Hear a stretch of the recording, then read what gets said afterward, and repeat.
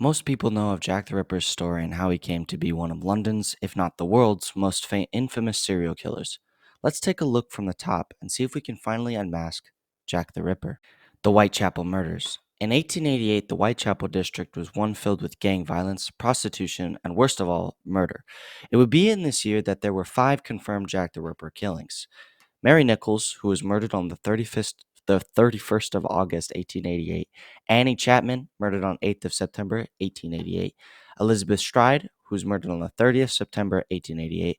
Catherine Eddowes, who was also murdered on the 30th September, 1888. And Mary Kelly, who was murdered on the 9th of November, 1888.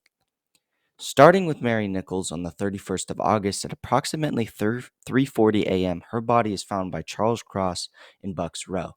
Nichols is found with her skirt pulled up almost to her waist and her head nearly removed from her body. Cross, after noticing her face is warm, waves another man over by the name of Robert Paul to help with the body. Paul feels the woman's chest, believing there to be movement, and discerns that the woman is alive, so they pull her skirt down to cover her decency and then head off to work, intending to inform the police as soon as they are able.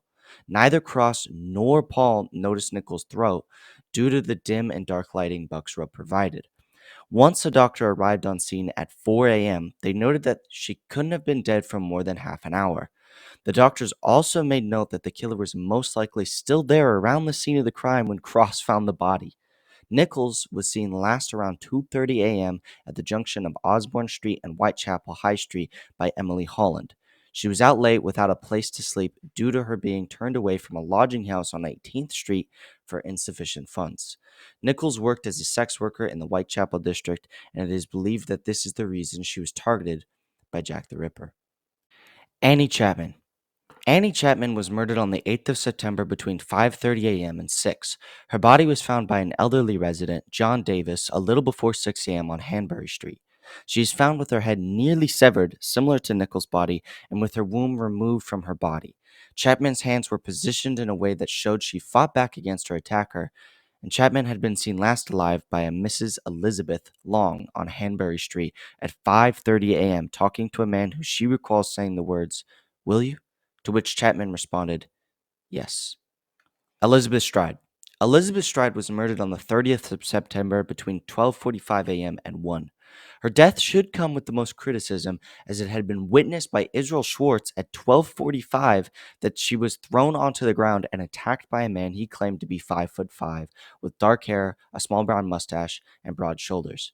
He claims he was then run off by an unidentified second man who was later cleared by police as not the killer. It should be important to note that Stride was also found earlier that night at around 11 p.m. in the rain under a bricklayer's roof, accompanied by a 5'5" man in a morning suit with black curly mustache and sandy eyebrows. He was making a fool out of himself by hugging and kissing a seemingly unwilling Elizabeth Stride. Then, at 1 a.m., Louise Diemschutz finds the body in Dutfield's yard. Stride is found in similar condition to both other victims, with breath mints in her right hand. All residents in the area were interviewed and checked for blood on their hands, but all were cleared. Catherine Eddowes. Catherine Eddowes was murdered on the 30th of September at approximately 1:40 a.m. on the same exact night that Elizabeth Stride was murdered. She was found at 1:45 a.m. by P.C. Watkins. Police at the time were absolutely flabbergasted at the fact that they had been just around the corner and heard nothing from Eddowes. Not only that, but a thorough search of the area revealed nothing as to where the killer could have gone. Curiously, however, part of Edo's apron was seemingly taken by the culprit, only to be found at 2:55 a.m. in a doorway to a staircase that led from 108 to 119 Wentworth model dwellings by P.C. Alfred Long.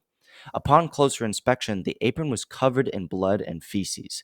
This was an important find as it showed us the direction that Jack the Ripper took when evading police. This could mean that Jack the Ripper had a home on the east side of London, or at the very least, a hiding spot. Mary Kelly.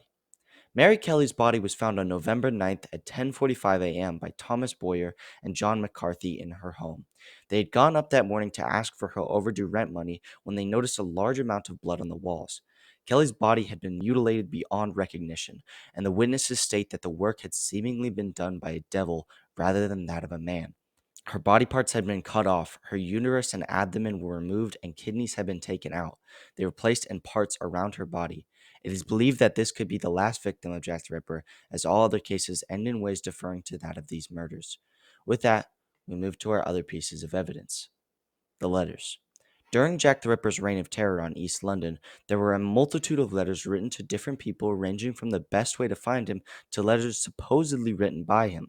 The first incriminating letter, known as the Dear Boss letter, was written in red ink and is signed Yours truly, Jack the Ripper. This was a huge letter because it was the first to give the Whitechapel murderer a name and birthed the name we still use today. Then, a day after the September 30th murders, another letter was sent in the same handwriting with what seemed to be bloodstains on the paper, which was again signed Jack the Ripper.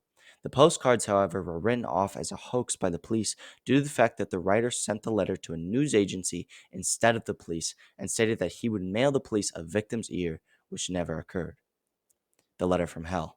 The letter from hell was a letter written in broken English with horrid handwriting that came with a part of a human kidney, which the author stated, "I fried and ate it." After being investigated by several different doctors, the final consensus was that while the kidney was human, it was unable to be proven that this was one of the victim's organs, and therefore was seen as a possible medical student's prank. The suspects. Charles Cross. The Charles Cross theory suggests that Cross did not actually find Mary Nichols' body, but in fact killed her, and then when noticing Robert Paul's approach, he staged the incident to avoid suspicion. Moreover, Cross was only added as a possible suspect in 2012 due to everyone at the time believing Cross's story to be fact. Evidence to support Cross being the killer was reinforced by the fact that Paul gave a deferring tale of events that took place the night of the murder. Cross stated that he hadn't gone near the body, but instead noticed from a distance a figure of a woman when he notified Paul of her presence. On the contrary, Paul states that Cross had been standing over the body when he was called over, leading some to believe that he was actually caught in the act of killing Mary Nichols. Another fact against Cross is that he gave police a fake name. His name wasn't Charles Allen Cross, but instead Charles Allen Lechmere, leading people to believe that if he wasn't guilty, why lie about your name? Curiously, however, Cross gave his place of employment, address, and testified toward the investigation for Mary Nichols. Also, the path Cross would have taken to work was near every murder that took place, except for Elizabeth Stride, which some believe possibly couldn't have been a Jack the Ripper killing at all. In summary, Cross was within the area of all the murders, however, he can only be proven to be at one.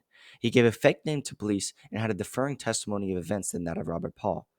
Could he be Jack the Ripper? Dr. Francis Tumblety.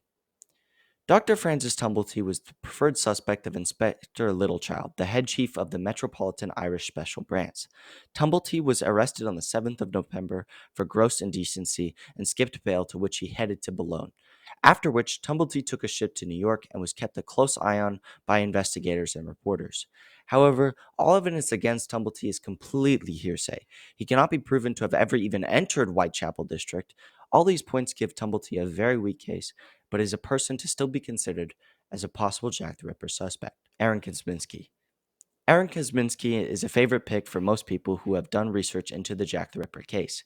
He possibly worked as a hairdresser, although this wasn't confirmed. He had a strong hatred for women, especially sex workers. He was institutionalized in February of 1891 for uncharacterized behavior. His brother testified that he had held the knife to his own sister, and he had claimed to hear voices that informed him on how to live, which included eating only bread from the gutter, drinking only tap water, and never bathing. The top two investigators on the case at the time both believed he was likely the suspect for the murders.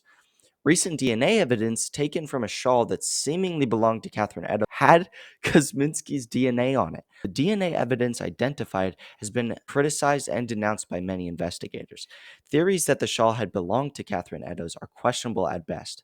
Was this the now known Jack the Ripper killer, or was it someone else? My personal opinion leads me to suspect Charles Cross. While Kosminski's definitely shared the traits you'd expect from the brutality of Jack the Ripper, I wouldn't state myself that the killings were done by a lunatic.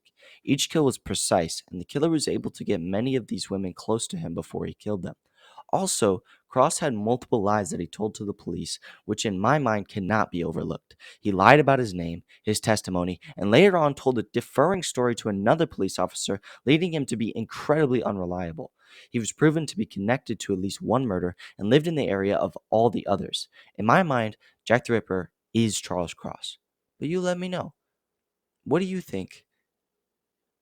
Who do you think Jack the Ripper really is? Love y'all. Okay, bye.